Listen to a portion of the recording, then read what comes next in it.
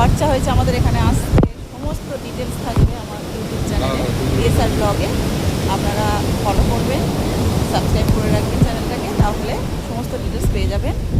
আর সমস্ত ভিডিও আসবে, আস্তে আস্তে সব ভিডিও এক এক করে আসবে, পর্ব হিসাবে আসবে। যেহেতু আমাদের ট্রিপটা হচ্ছে 4-5 দিনের, তো পর্ব হিসাবে আসবে।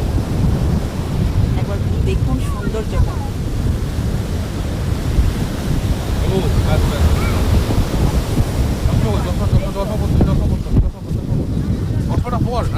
ফাঁকা একদম চারিদিক, খুব কম সংখ্যা থাকে।